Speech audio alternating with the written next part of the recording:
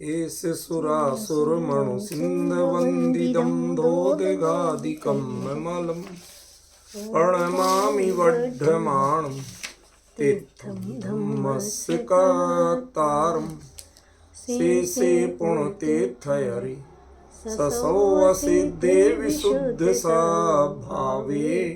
समणेयणानदंसं चरित तव वीर्यायारे ते सौवे समगम पतेगमेव पतेगं वन्दामि अवट्टन्ते अरहं ते मानुषे खेते किच्चा अरिहन्ताणं सिद्धाणं तरणमो गणहराणं अज्जावैवगाणं साहूलं चैव सौवेसिं तेसिं विशुद्धदंसं प्राणपहाणा समं समासिज्य उपसंपयामि सम्मं जत्तो निर्वाण संपत्ति।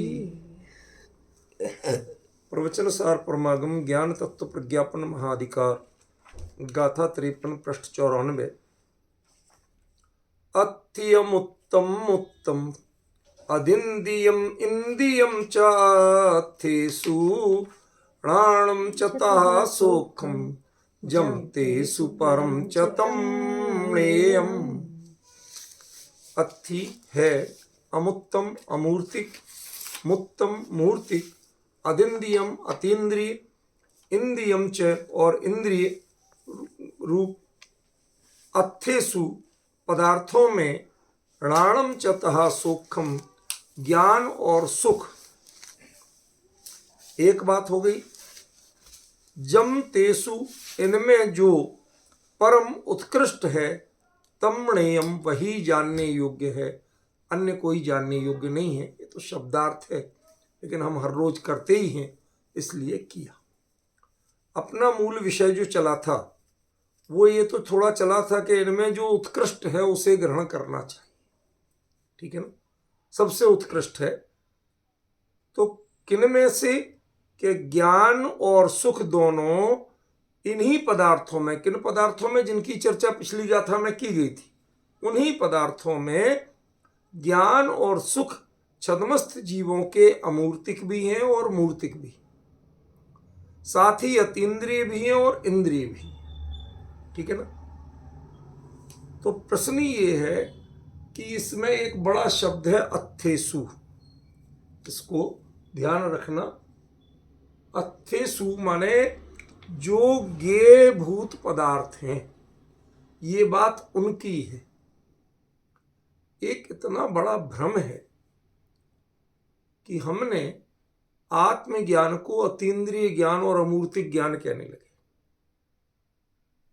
ये आत्मज्ञान के भेद नहीं, जो पदार्थों से हमें हो रहा है ये उसके भेद। इनमें जो उत्कृष्ट माने ज्ञान और सुख की इन सभी प्रवृत्तियों से पार को प्राप्त जो एक अलग रूप है उसको जानना चाहिए, ये आचार्य कह रहे।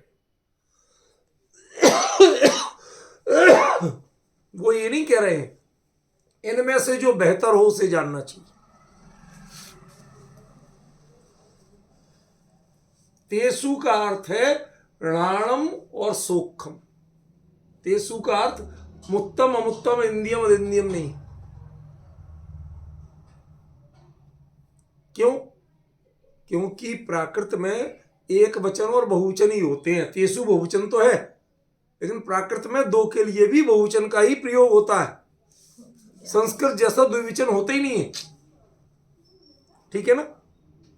तो ये जो नीचे दिया है यत्तेस जम तेसु परम का यत्तेसु परम, यहां होना चाहिए था यत्तयोः परम। संस्कृत में तो द्विवचन होता है ना, तो वही लिखना चाहिए था। इन दोनों में जो इनके श्रेष्ठ रूपतम रूप है, सबसे उत्कृष्ट रूप है, वह तुम्हें जानना है। ना तुम्हें मूर्तिक जानना है, ना अमूर्तिक जानना है, ना इंद्रिय रूप जानना है, ना अतीन्द्रिय जानना है। हाँ, सामान्य छद्मस्थों की चर्चा में ज्ञान भी मूर्तिक अमूर्तिक और इंद्रिय अतीन्द्रिय कहा गया, और सुख भी मूर्तिक अमूर्तिक और इंद्रिय अतीन्द्रिय कहा गया। यह बात सही है, लेकिन इन ज्ञान और सुख का एक फॉर्म और है जो ना मूर्तिक है ना अमूर्तिक है, जो ना इंद्रिय रूप है ना अतीन्द्रिय है। इसके लिए आचार्य ने एक मास्टर की दे दी, और वो मास्टर की क्या है? अत्थेसु। वो मास्टर की है अत्थेसु, कि ये जो ज्ञान और सुख की बात है वो कौन है? पदार्थों में प्रवृत्त होने वाले, अन्य पदार्थों के आश्रित। समझ गया ना? आश्रित माना उनका कोई गुलामी नहीं समझना, माने जैसे कोई ज्ञेय का ज्ञान है और एक ज्ञायक का ज्ञान है, तो ज्ञायक के ज्ञान को ना तो अमूर्तिक कहा जा सकता ना मूर्तिक कहा जा सकता, ना अतीन्द्रिय कहा जा सकता ना इंद्रिय के रूप कहा जा सकता। जबकि आज तक हमारे यहां एक मान्यता बनी हुई है, मैं उसे भ्रम शब्द तो नहीं कह रहा हूं, वो तो आप लोग खुद समझना, मैं तो खाली बात कर रहा हूं कि जो आत्मज्ञान है वो अतीन्द्रिय ज्ञान है, आत्मिक ज्ञान जो है वो अमूर्तिक ज्ञान है। ठीक है ना? और ऐसे ही आत्मिक सुख जो है, निजानंद की अनुभूति, वो अतीन्द्रिय सुख है, वो अमूर्तिक सुख है। ये कहना उचित नहीं। क्यों नहीं है? क्योंकि आचार्य ने स्वयं कहा है, कम से कम इस गाथा के संदर्भ में, मैं बाकी सब जगह के लिए नहीं कह रहा हूं, इस गाथा के संदर्भ में, कि ये जो भेद हैं मूर्तिक अमूर्तिक इंद्रिय अतीन्द्रिय ज्ञान और सुख के, ये पदार्थों में प्रवृत्त होने वाले के हैं, और जो इन पदार्थों से परम है, भिन्न उत्कृष्ट, उसको तुम्हें जानना चाहिए। मैं नहीं गारंटी ले रहा कि अभी किसी को भी समझ में आया, क्योंकि सबकी स्लेट साफ दिख रही, कहीं कुछ ऐसा है ही नहीं कि जिससे हम कह सकें कि हाँ किसी को कुछ पकड़ में आया। होता है यही है, हमारी चर्चा जब शुरू होती है तो 5-7 मिनट तो लगते हैं उस वहां तक पहुंचने में, क्योंकि आप लोग भी सब इधर उधर से चल चल के आ रहे होते हैं। कई लोग तो अपना जो चर्चा शुरू और कैमरा सेट कर रहे होते हैं। होता है भाई, अब क्या करें, कहीं कहीं 2-4 मिनट का समय लग जाता है, हम किस किस को कहें। ठीक है ना? गुरुदेव ने जो परंपरा डाली थी, यानी लोगों ने, गुरुदेव ने नहीं रोका था किसी को, उन्होंने जो परंपरा डाली थी, सच्चे जो स्वाध्यायी जो उनका समझना चाहते थे, वो आधा घंटा पहले से जाके बैठते थे। मतलब इस बात की भगदड़ सी मस्ती थी, भाई साहब पहले क्यों जा रहे, चले जाएंगे, अभी तो टाइम नहीं हुआ। तुम जानते नहीं हो कहां जा रहे हो, जिस चर्चा में जा रहे हो वहां जाके पहले बैठ के अपना मानस बनाओ। कहते ज्यादा बैठे बैठे तो नींद आने लगती है, कहते तुम यहीं रहो, फिर जाओ ही मत। कहते वो चीज, वो तत्व यदि पाना है तो आपके लिए इतना तो समर्पण करना ही होगा। तो हम कह रहे, आप लोगों को कुछ नहीं कह रहे, ना अपनी किसी से तुलना कर रहे हैं, मैं तो एक सामान्य बात कर रहा हूं कि तत्व चर्चा के लिए हमें थोड़े समय पहले से तो तत्पर होके बैठना चाहिए। ज्यादा नहीं तो 5-7-10 मिनट पहले से तो शांत भाव से बैठना चाहिए, ताकि उस विषय का चिंतन तो कर सकें, थोड़ा सा मेंटली प्रिपेयर तो हो सकें। क्योंकि जब अपना सैटरडे तक चलता है, पर संडे का गैप पड़ जाता है, चर्चा कंटिन्यूटी नहीं रहती, तो थोड़ा सा याद करने में भी आसानी होती है। तो मैंने इसमें फोकस कहाँ किया कि जो ये भेद हैं ज्ञान और सुख के, चाहे मूर्तिक हो अमूर्तिक हो, इंद्रिय हो अतीन्द्रिय हो, ये सारे ही अथेसु पदार्थों में प्रवृत्त होने वाले ज्ञान के। वो पदार्थ कौन से, बिल्कुल बाकायदा पढ़ लो, पिछली क्या था, अभी समझ में आ जाएगा।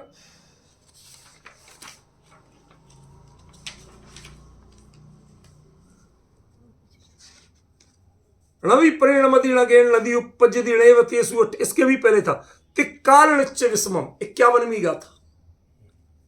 तिक्काल निच्च विषमम शैलम संवत्थ संभवम। ठीक है ना? संवत्थ, यहां जो सभी पदार्थ कहे, ये वो है, समझ गए ना। ये ज्ञेय भूत पदार्थ हैं, इनसे जो आप सुख की बात करते हो वो अतीन्द्रिय तो हो सकता है लेकिन परम नहीं हो सकता। इनके जो ज्ञान की बात करते हो वो अतीन्द्रिय तो हो सकता है, अमूर्तिक भी हो सकता है, लेकिन परम नहीं हो सकता। आचार्य ने यहां जानने की प्रेरणा परम की दी है, ना मूर्तिक की दी है, ना अमूर्तिक की दी है, ना इंद्रिय की दी है, ना अतीन्द्रिय की दी है। अब पॉइंट को समझ में आ रहा? देखो, एक बात को मुझे 10 बार बोलना पड़ेगा, बुरा मत मानना।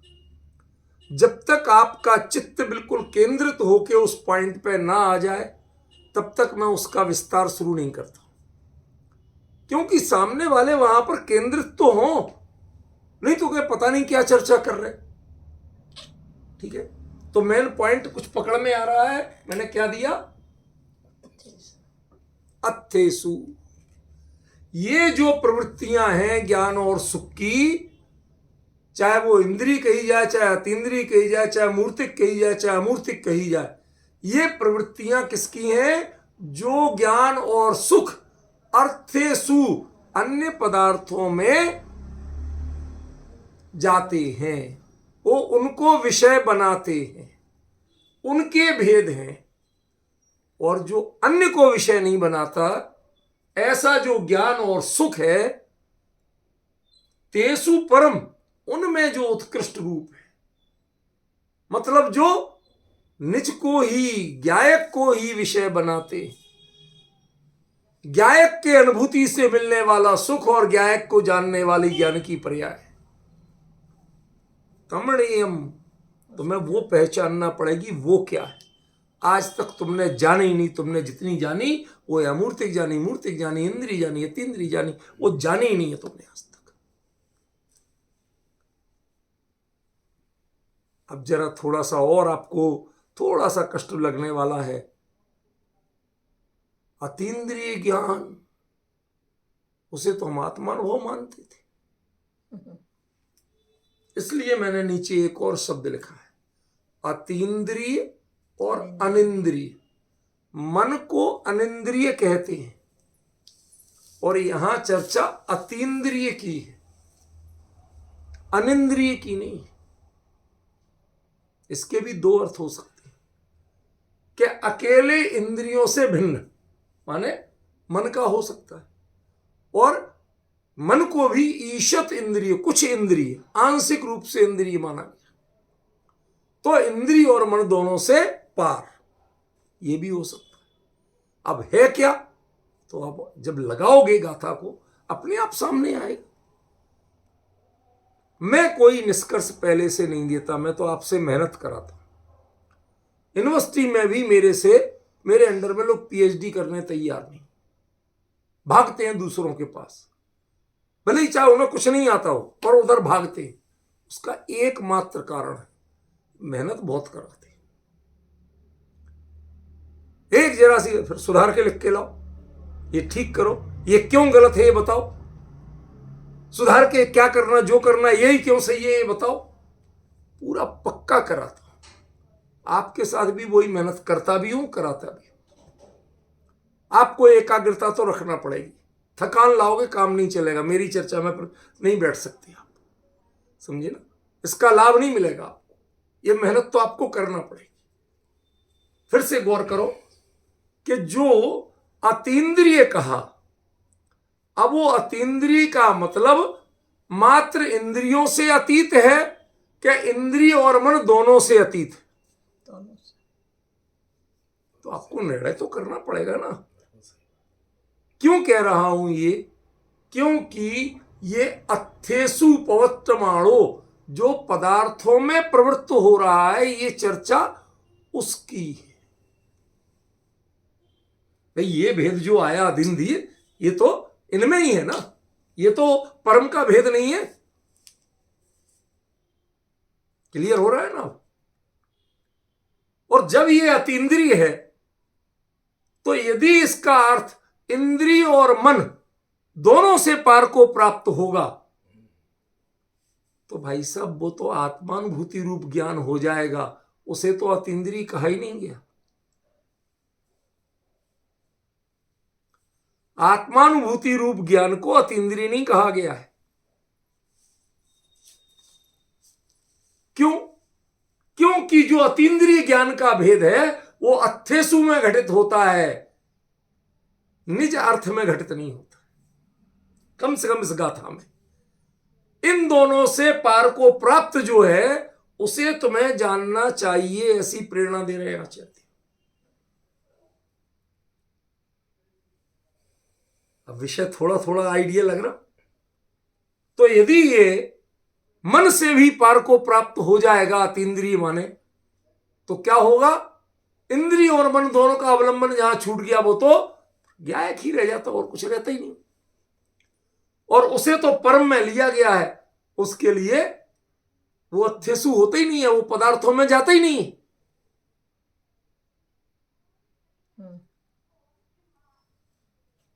रूपल बहन, कभी कभी फर्क पड़ता है। आप भी सामने हो, सभी लोग आप अलर्ट हो बिल्कुल, और जो एकदम सामने होते कभी कभी अपने जो आई कांटेक्ट का फर्क पड़ता है, समझे ना? यही अंतर पड़ रहा है। जो सामने बैठे हैं उनको क्लियर हो रहा है, अभी आपको अभी भी चेहरे पे जिज्ञासा मौजूद है कि कुछ और क्लियर हो जाए तो अच्छा। फिर से सुनो, ये जो अतीन्द्रिय का अर्थ है वो आत्मानुभव नहीं है। क्यों? क्योंकि आचार्य ने यहां जिसे अतीन्द्रिय कहा वो अथेसु का ज्ञान है, वह अथेसु का सुख है, वह इन दोनों से पार को प्राप्त सुख नहीं, ना ज्ञान है ना सुख।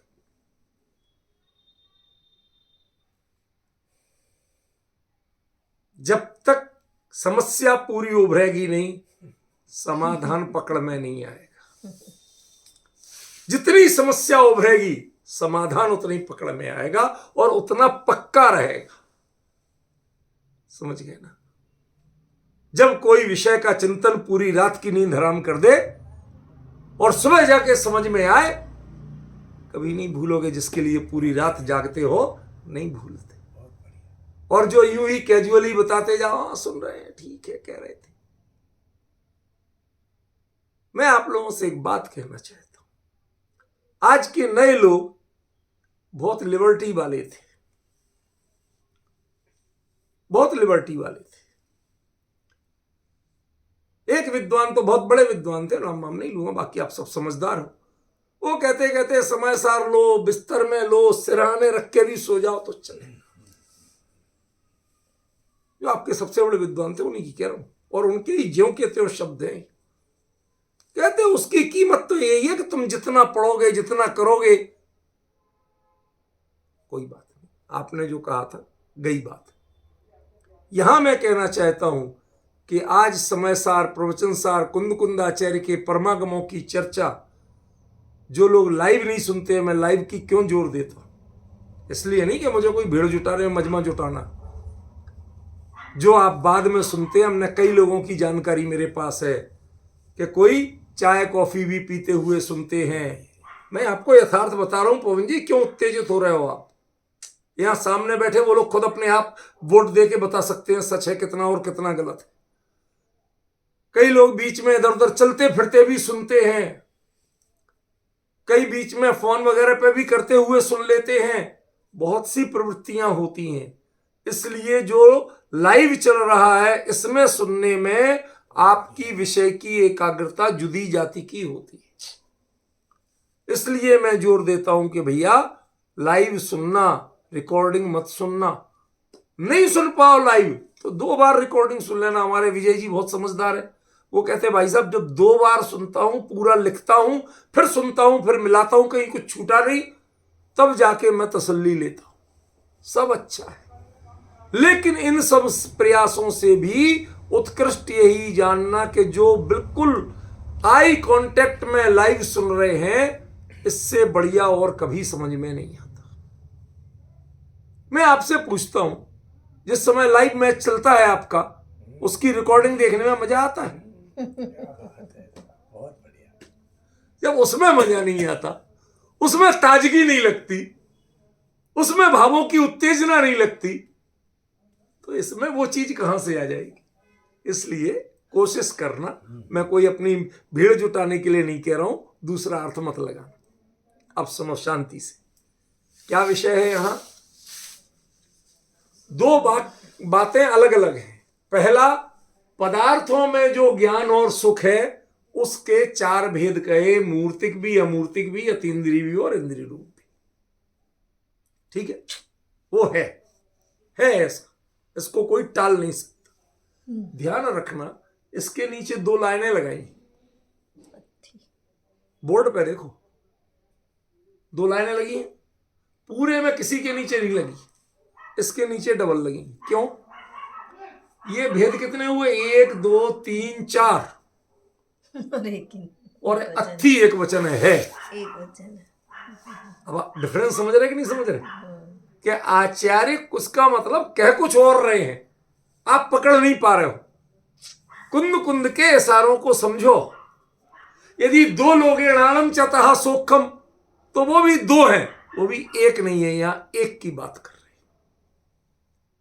हैं। एक का प्रयोग ऐसा ही है, जिन वचनों में ऐसा ही कहा गया है, वस्तु स्थिति ऐसी ही है, इस रूप में एक वचन है। इसका मतलब ये मेरे और तुम्हारे सोचने, मैंने कहा, तुमने सुना, मैंने सोचा, ये इसकी बात नहीं। वस्तु स्वरूप में आपकी सोच नहीं चलती है, और केवली के ज्ञान के आगे आपकी सोच नहीं चलती। केवली के वचनों में आप अपनी सोच मत चलाइए, वो क्या कह रहे हैं ये समझने की कोशिश कीजिए। और जो वस्तु का स्वरूप है, तुम्हें नहीं आता समझ तो समझिए, लेकिन मैंने कहा, मैंने सोचा, ये कहानियां मत सुनाइए। इस रूप में यहां एक वचन दिया, जबकि ये चार थे और ये दो थे, उनके लिए एक वचन का प्रयोग। क्यों? खरेखर बात ऐसी ही है।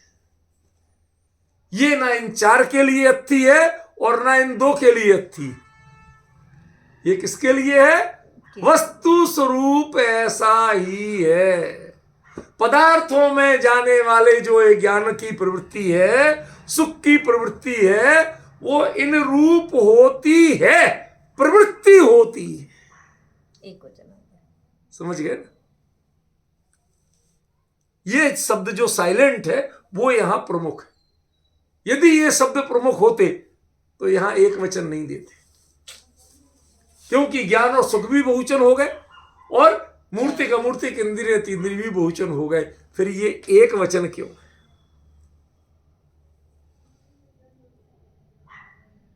समझ गए ना? पवन जी, बहुत सावधानी चाहिए। ये कुंद कुंद हैं, ये आगमकार हैं, आगम के मर्मज्ञ थे। पूरे आगम से बिलौना निकाल के आपके लिए परोसा है। केवली के वचनों का बिलौना है ये। बिलौना समझती हो? वो मथने के बाद जो मक्खन निकलता है अपने मटकी में, जो ऊपर तैरता है, उसकी बात है। समझिए? अब ऐसे मत बनना कि हमें तो नाम ही नहीं लेना। बड़ा खतरनाक रूप है। हमारे बुंदेलखंड की घटना है। किसी बहू आई ससुराल में, उसके ससुर का नाम था मक्खन लाल। अब वहां ससुर का नाम लेना नहीं, तो उसने एक दिन कह दिया, सासू जी ये मक्खन निकल आया, कहां रखूं? नास पीटी, तू नाम लेती है। तो अगले दिन उसने कहा, सासू जी मही की मटकी में ससुर जी तैर रहे हैं, काहे में रखा?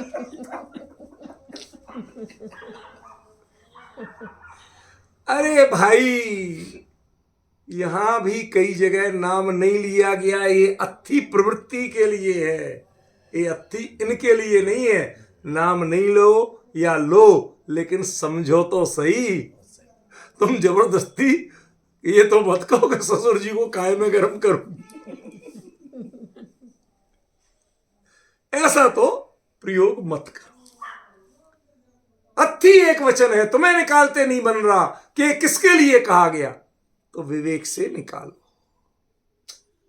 कि ज्ञान और सुख की प्रवृत्ति जो कि इंद्रिय अमूर्तिक मूर्तिक इंद्रिय अतीन्द्रिय रूप पदार्थों में होती है एक वचन। ये उस प्रवृत्ति की बात है, ये ना अकेले ज्ञान की बात है, ना अकेले सुख की बात है, ना अमूर्तिक मूर्तिक की बात है, ना अतीन्द्रिय और इंद्रिय की बात है। समझ गया? इसलिए मैंने डबल लाइन लिखी थी उसके नीचे कि ताकि मुझे भी देख के एकदम ख्याल आ जाता है कि हां ये चीज खास बताना थी। ठीक है, तो थोड़ी सी तो पकड़ में आई। अब लौट के चलते हैं कि जो अमूर्तिक और मूर्तिक की प्रवृत्ति है, जो अतीन्द्रिय और इंद्रिय की प्रवृत्ति है ज्ञान और सुख की, वो अथेसु होती है, णीयपणी नहीं होती है, निजात्मा में नहीं होती। ये आत्मज्ञान और आत्मिक सुख की बात नहीं है, पदार्थों के ज्ञान और सुख की बात है, तदाधारित सुख की बात है। तो हमारे संजय भाई किनारी बाजार वाले वो बोल रहे थे कि आप जो बताएंगे उसमें क्या बताएंगे, आज तक तो हम अतीन्द्रिय ज्ञान को अतीन्द्रिय सुख को ही सबसे बढ़िया मानते थे, अब इसमें क्या बताओगे आप? सब्र करो, सब्र करो, सब आएगा, एक क्रम से आएगा। जब पूरी भूमिका बन के वो चीज क्लियर होती हुई आएगी तो अपने आप आएगी। ज्ञान कभी मूर्तिक हो सकता है?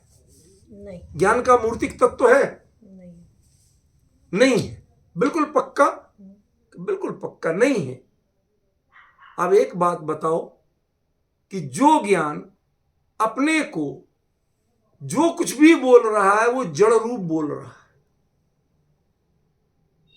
अमृतचंद्राचार्य ने इसके लिए दृष्टांत दिया, भूताविष्ट पुरुष एव। सुना है रूपल बेन? जैसे किसी आदमी को भूत चढ़ाया, विजय भाई, तो वो भूत चढ़ाया थी लड़की, आदमी का भूत चढ़ाया तो उसकी आवाज आदमियों जैसी निकल रही था। आदमी, उसे कोई लेडीज का भूत चढ़ाया तो उसकी आवाज बड़ी सुरीली निकल रही, तो उसे कहे यार तुम तो बहुत बढ़िया बोल रहा है, मानते हो? नहीं।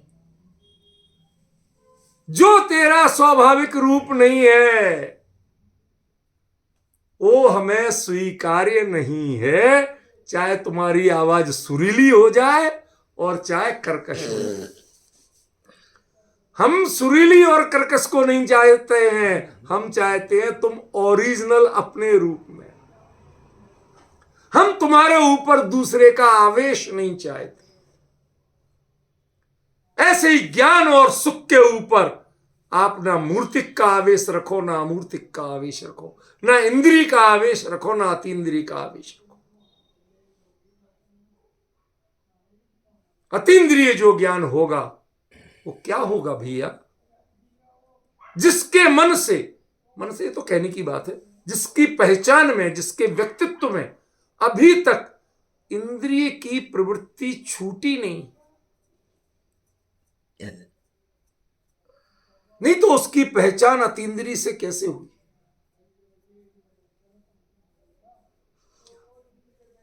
जब भगवान महावीर का जन्म हुआ, उनके जो कल्याणक मनाए जा रहे थे उसमें शेर की पर्याय की अपेक्षा कौन सा कल्याणक मनाया गया था? तो वो जो पर्याय थी वो इन्हीं की थी पहले कि नहीं थी?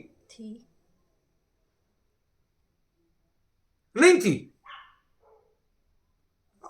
तीर्थंकर का जन्म अब हुआ है तो इनकी पर्याय वो शेर की कहां से होगी? उसमें वो तीर्थंकर थे ही नहीं। तीर्थंकर प्रकृति का बंधन नहीं था।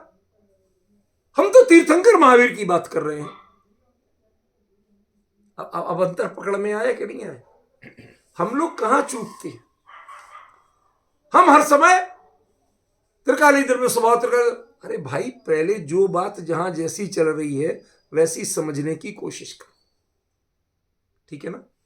प्रॉपर ज्ञानियों की विवक्षा को समझो।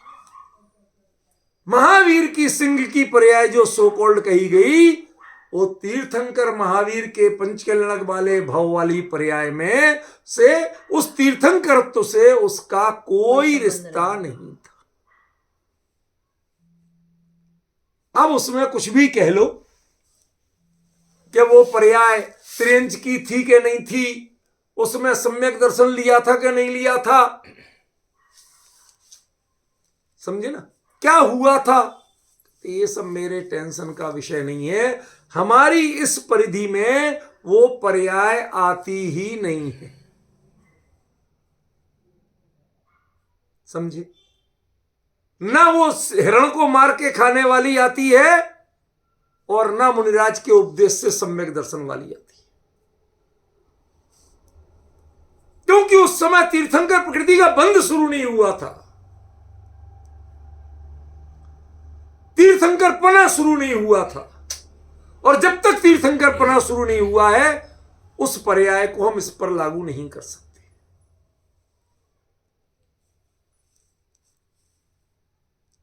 समझ सको तो बहुत कुछ समझ लो आप।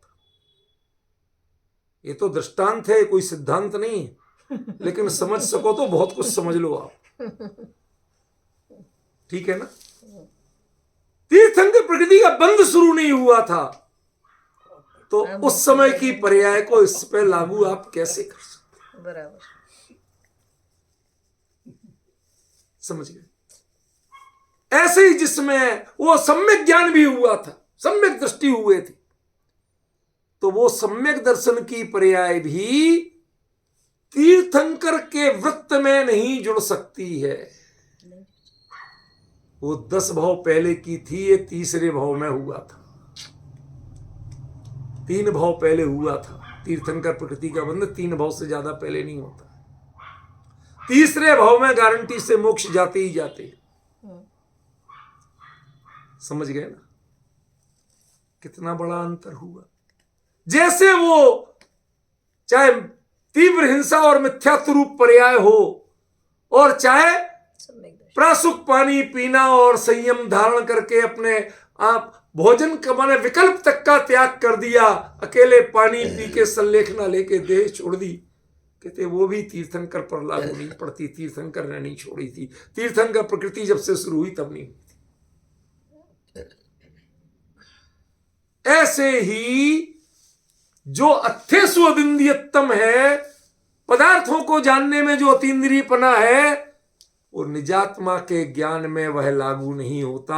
वह भेद तो पदार्थों के ज्ञान में लागू होता है, वह निजात्मा के ज्ञान में लागू नहीं होता। अब समझ में आया रूपल में। अब चेहरे का कलर बदल गया। मेकअप करो तो इतनी सही नहीं लगो।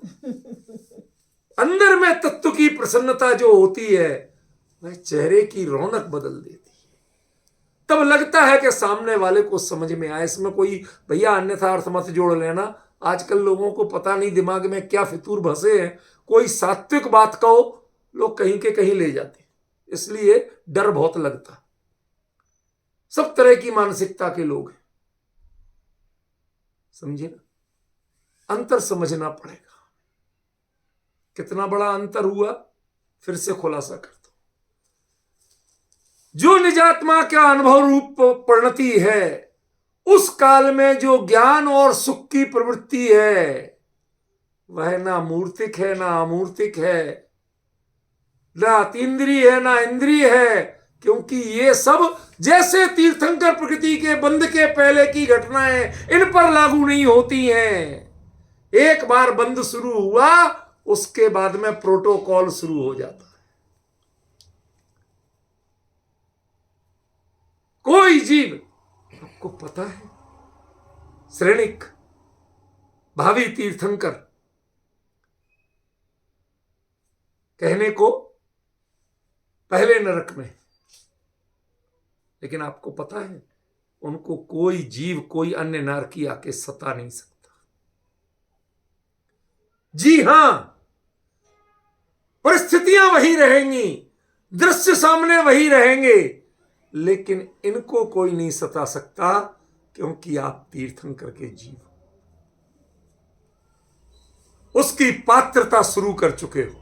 आप पढ़िए तीर्थंकर प्रकृति के क्या क्या उसके परिणाम होते हैं, क्या साइड इफेक्ट्स होते हैं, उनको पढ़िए, समझ गए। वरना नरक में तो नरक तो जाने ही उस काम के लिए जाते हैं, ना रथ जहां पर चैन से आप बैठ भी नहीं सकते। समझिए आप, कितना बड़ा अंतर है, बहुत गंभीर विषय है। वो प्रकृति का कार्य बंध भी, अभी उदय नहीं, बंध भी शुरू हो गया तो वहीं से सारी परिस्थितियां बदलने लगती। मुझे अच्छी तरह याद है, मैं शंकर रोड स्वाध्याय के लिए मैं तो 28 साल से जा रहा हूं, कोई आज की बात तो है नहीं। पहले कितनी चर्चाएं चली, कभी विकल्प ही नहीं था, काहे की ऑनलाइन, काहे की ऑफलाइन, काहे की रिकॉर्डिंग, काहे में भेजना, कौन सा सोशल मीडिया, पहले कोई मतलब ही नहीं था। अकेले तब तो चर्चा होती थी, 4 लोग बैठते थे, 4 लोगों में कर लेते थे। तो मैं जाता था हर संडे को। तो जब ये 2003 के आसपास की बात है, तो वो इलेक्शन में वोटिंग हो गई, तो लोगों को अब पत्रकार वगैरह सब निकाल लेते हैं, हवा बांध देते हैं कि हाँ साहब स्थिति तो ये है कि इस पार्टी की, मुझे किस राजनीति से लेना देना, मैं तो कुछ और बताना चाहता हूं। तो पता चला कि हाँ साहब मनमोहन सिंह जी को शायद प्रधानमंत्री बनाया जा सकता है। जब तक संकेत नहीं हुआ था, उसी रास्ते निकलता था, बगल में ऐसे रोड के सामने मनमोहन सिंह की कोठी थी, सिंपल छोटी सी, ज्यादा बड़ी नहीं थी, मेंबर ऑफ पार्लियामेंट की, सिंपल वाली, वहां से निकलते थे। कोई एक आध गार्ड दिख जाए, भूला भटका होम गार्ड साहब तो दिख जाए, बाकी कुछ नहीं होता था। जो ही डिसीजन हुआ, वो कहते भाई साहब उस रोड के उस साइड से निकल तो जाओ, लौट के इस साइड से मत आइयो, दूसरी रास्ते आना। क्यों? क्योंकि ये भावी प्रधानमंत्री की कोठी है। अब ये एक सांसद की कोठी नहीं। 2 चीजों में अंतर ख्याल में आ रहा। वो शेर की पर्याय में सम्यक दृष्टि तो हो गए थे, लेकिन तीर्थंकरत्व का भी शपथ नहीं हो गई, उदय नहीं आ गया, लेकिन उसके बाद भी बंद शुरू होते ही उस प्रकृति के कुछ प्रोटोकॉल शुरू हो जाते। समझे? परिस्थितियां बदल जाती हैं। आपके लिए कई तीव्र पाप प्रकृति या अन्य प्रकृतियों का बंध नहीं हो सकता। उनका उदय भी आता हो तो आपके जीवन में घटित नहीं हो सकता। वो बाहर के बाहर कैसे जाएंगे पता नहीं चलेगा।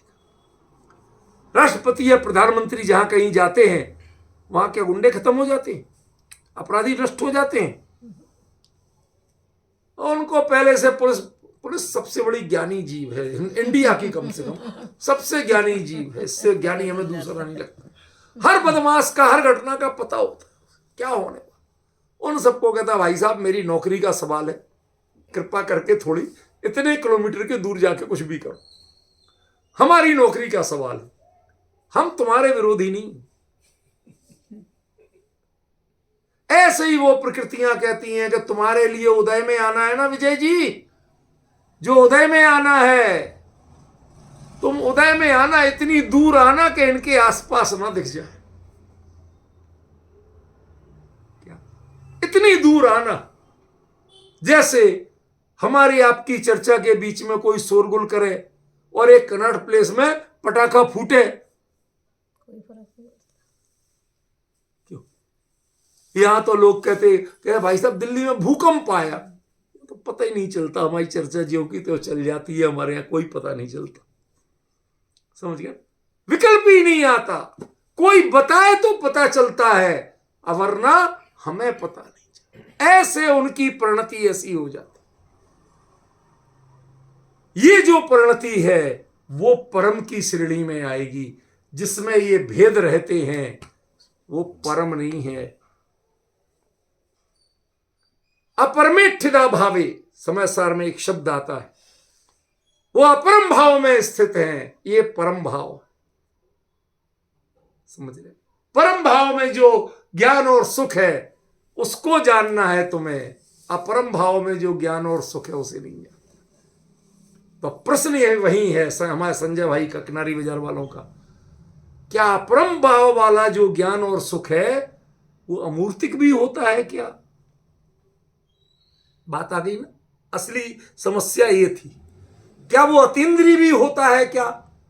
हम तो ये मानते हैं कि वो तो मूर्तिक और इंद्रिय होता है।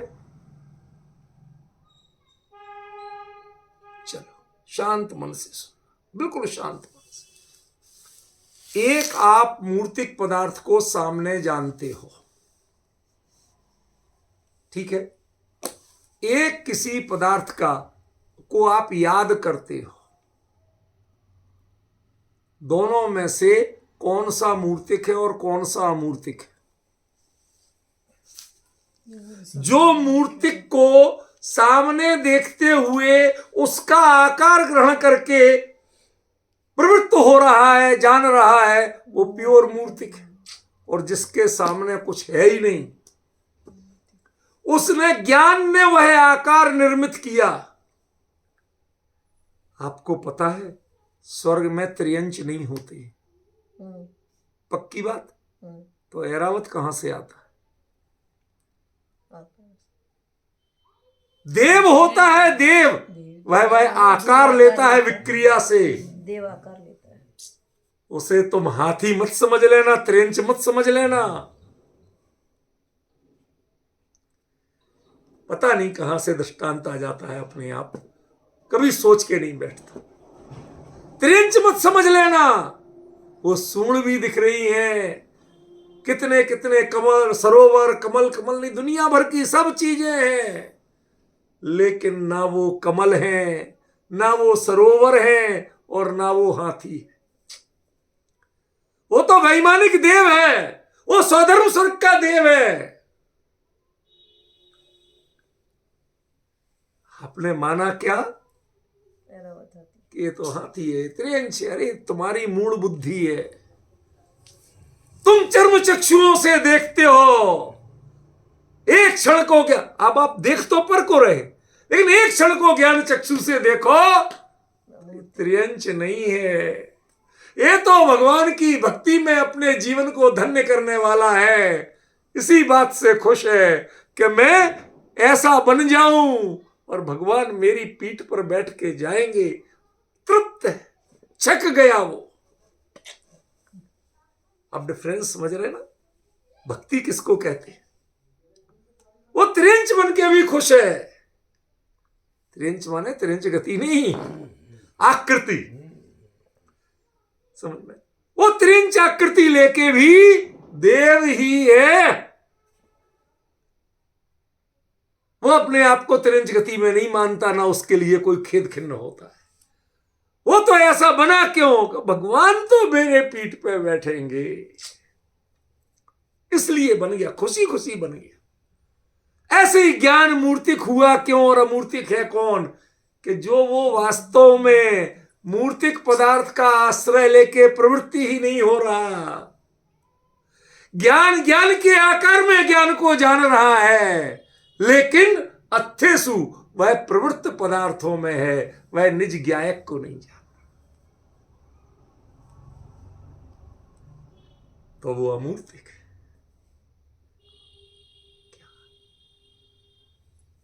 ऐसे इंद्रिय को जानना, जब हम आंख से पढ़ते हैं जिनवाणी, पढ़ते हो कि नहीं पढ़ते हो?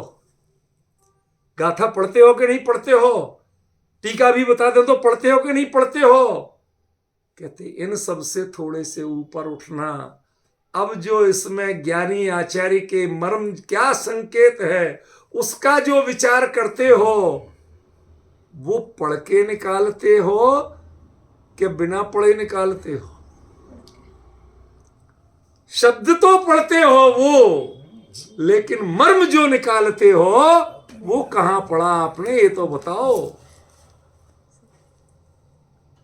मैंने आपको बताया था, एक विद्वान है प्रतिष्ठाचार्य, वो फोन करते, सुदीप भाई आपके पास प्रवचन सार की कौन सी टीका, किसमें से अर्थ करते हो?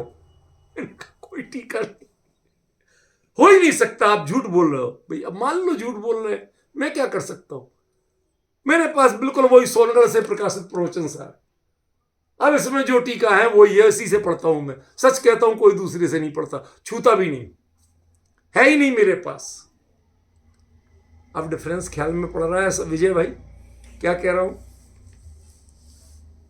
आप नाराज मत होना, आप मेरे से बहुत बड़े हैं, ऐसे ही संबोधन में बोल देता हूं तो नाराज मत होना। सुनो, वो अतीन्द्रिय है। क्यों?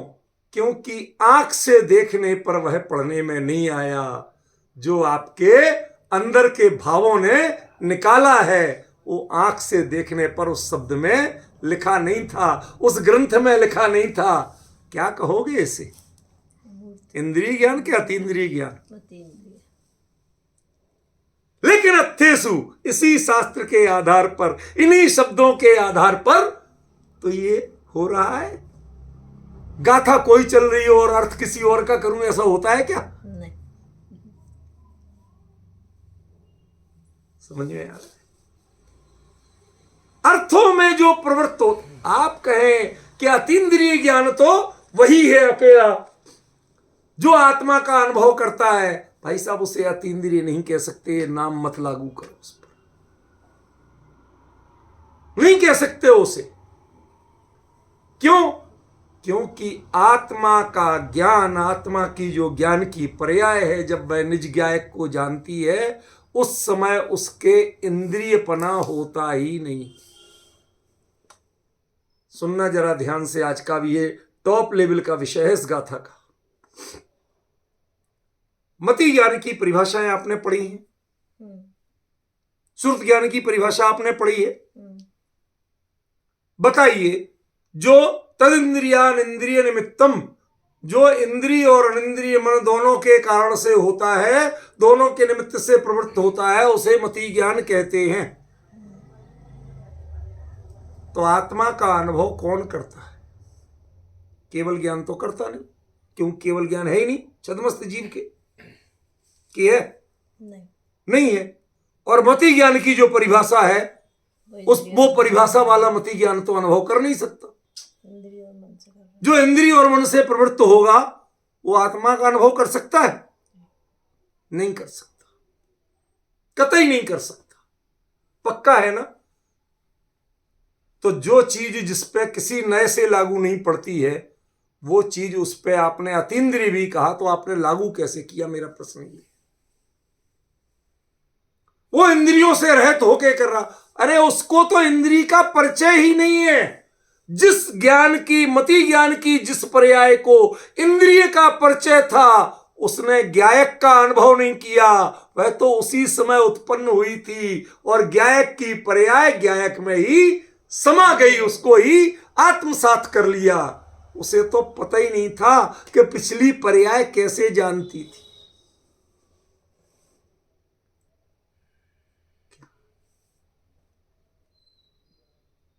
एक घटना हुई, सच्ची घटना बता रहा हूं। कहीं इंटरव्यू लेने गया, वहां 2500 पोस्टें थी, 5 दिन तक इंटरव्यू लेना थे, 300 से ज्यादा लोगों के लिए। अब लोग वाक कहते जैन साहब मोटा माल बन गया। क्या मोटा माल बन गया? आजकल यूनिवर्सिटी लेक्चरर के नियुक्ति में भी लोग 10-10 लाख ले लेते हैं। आप तो रीडर, प्रोफेसर सबकी नियुक्तियां करके आए। जैन साहब पार्टी दो। मैंने कहा भाई साहब काय की पार्टी, काय का क्या? यहां तो ये विकल्प इस जीवन में कभी आया नहीं। उनको हमने फिर रिकॉर्डिंग सुनाई। 10 वाइस चांसलर्स ने फोन करके कहा था कि जैन साहब अपने पूरे जीवन में इतने फेयर सिलेक्शन नहीं देखे और सुने हमने। कहते कोई नाम नहीं ले सकता।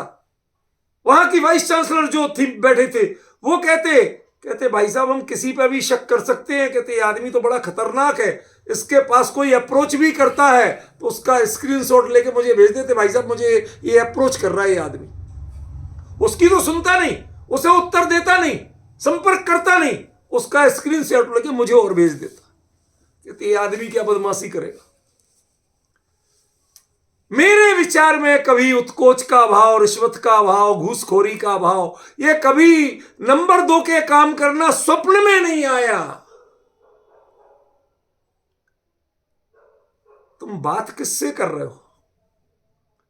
सब लोग नॉर्मली तो ये अरे कौन क्या करता है ये मेरे ऊपर लागू मत करो, ये आशंका मेरे ऊपर मत करो।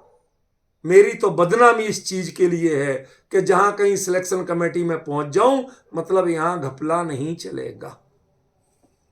लोग मान के बैठते हैं भाई साहब, यदि तुम डिजर्व नहीं करते हो, उतने योग्य नहीं हो तो तुम्हारा नहीं होना है, चाहे तुम 9 सिर के हो जाओ, जिस चाहे की सिफारिश लेके पहुंच जाओ, वो नहीं करेगा। क्योंकि वो सिफारिश सुनता ही नहीं है, वो तो सामने देखता है क्या है और उसके आधार पर निर्णय करता है।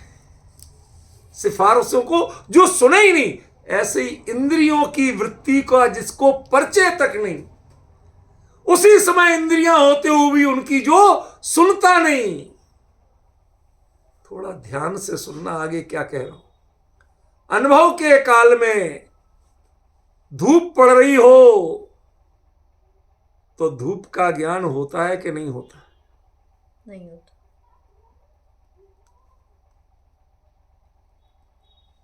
और हो जाए तो अनुभव नहीं। वो इंद्रिय ज्ञान है भाई। वो इंद्रियों से बचने की कोशिश नहीं करता, क्योंकि जब इंद्रियां मैं हुई नहीं तो बचने की जरूरत क्या है। आज का स्टेटस पड़ा था, कल आज का या कल का, सोने को जब पूरी तरह तपा के परिशुद्ध कांचन तत्व बना दो, उसके बाद कीचड़ में गिर जाए, सड़ान में पड़ा हो, क्यों सुअर जैसी आकृति में ढाल दिया जाए, उसकी कीमत कभी कम नहीं होती, वो अपनी जगह खरी कीमत रखता है। ऐसे ही जो परिणति वो त्रिंच ने अनुभव किया हो, आत्मा अनुभव तो त्रिंच भी करते हैं ना, कि नहीं करते? चाहे त्रिंच ने किया हो, नारकी ने किया हो, अविरति देव ने किया हो, और चाहे महाव्रती मुनिराज ने किया हो, अनुभव की परिणति इन गतियों की मोहताज नहीं है। त्रिंच का अनुभव अलग होता हो और देव का अनुभव अलग होता हो, आप कह सकते हो क्या? नहीं, नहीं होता। जैसे इनकी पहचान जब उस पर लागू नहीं होती कि भाई साहब तुम तो त्रिंच के अनुभव करने वाले हो, कह सकते हो आप? बताइए। ये बढ़िया है, देव में होके अनुभव कर रहा है तो इसका अनुभव ज्यादा प्योर होगा। उस पर ये चीजें लागू नहीं पड़ती। ऐसे ही इंद्रिय और अतीन्द्रियपना जिस पे लागू नहीं पड़ता वो परम है।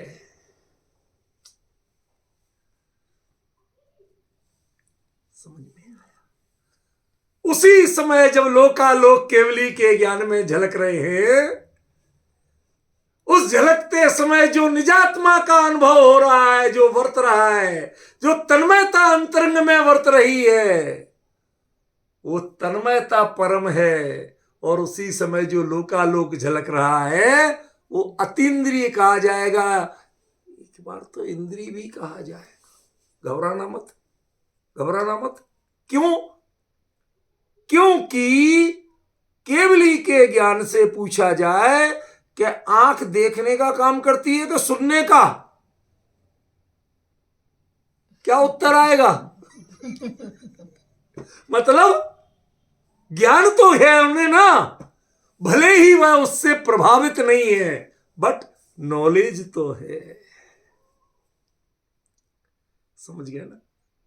इन वास्तविक इंद्रियों की वास्तविकता को भी जानते हैं और अपने ज्ञान की उससे नितांत भिन्नता को भी जानते हैं। उनसे मेरा परिचय नहीं दिया जा सकता, ये कहते हैं। ज्ञान और सुख ये कहता है, जैन दर्शन के अनुसार ज्ञान और सुख ये कहता है कि इंद्रियों और मूर्तिक पने से मेरा परिचय ना अस्थि रूप में दिया जा सकता, ना नास्ति रूप में दिया जा सकता।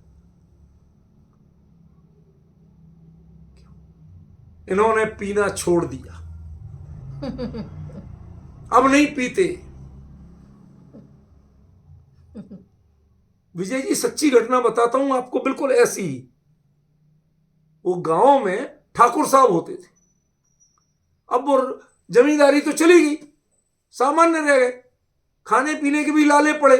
गांव में सेठ जी के आई बारात, बारात आई, जोरदार स्वागत चल रहा, गांव भर को न्योता था। सेठ जी गलती से ठाकुर साहब को बुलाना भूल गए।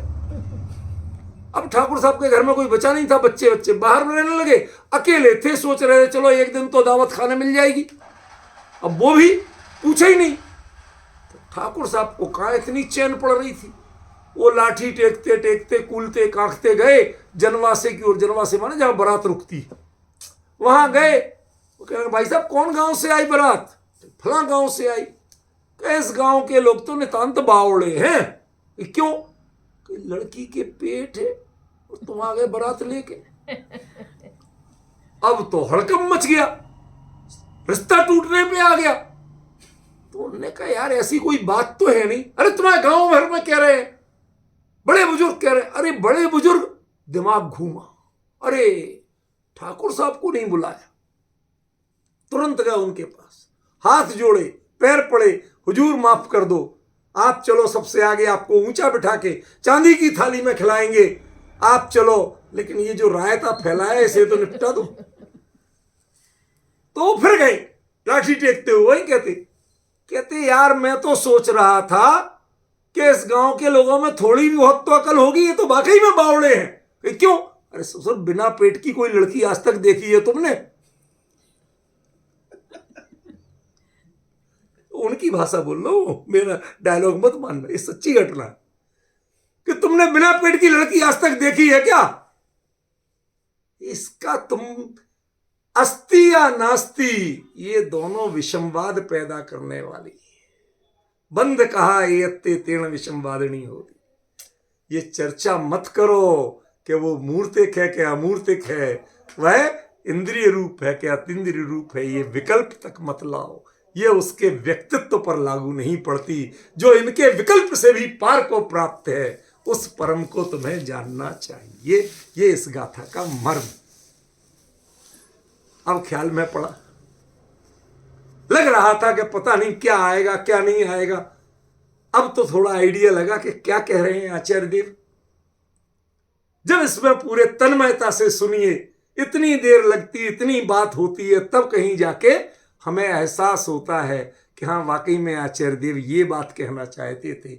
हम यहां तक तो पहुंच ही नहीं पा रहे थे। समझे ना?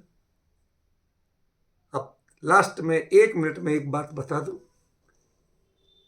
किसी का नाम नहीं लूंगा, लेकिन इसके गाथा के बारे में जो अर्थ किया गया है वो ये किया गया है कि मूर्तिक और अमूर्तिक रूप जो ज्ञान और सुख है, और अतीन्द्रिय और इंद्रिय रूप जो ज्ञान और सुख है, इन दोनों में जो उत्कृष्ट है माने अमूर्तिक और अतीन्द्रिय, उसको तुम्हें जानना चाहिए और मूर्तिक और इंद्रिय वाले को छोड़ना चाहिए। ये अर्थ किया गया है।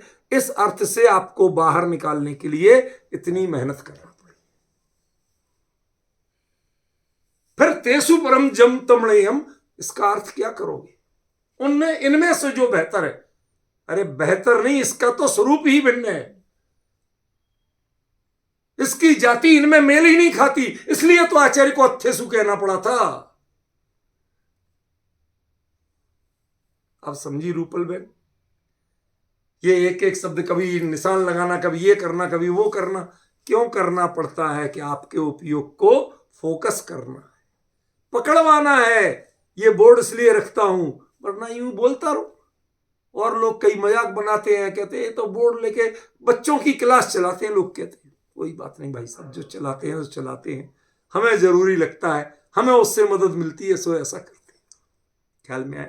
आज मुझे विकल्प आ रहा है, हमारे भाई नवीन जी सीए, बहुत वृत्ति और सात्विक मुमुक्षु विद्वान भी है।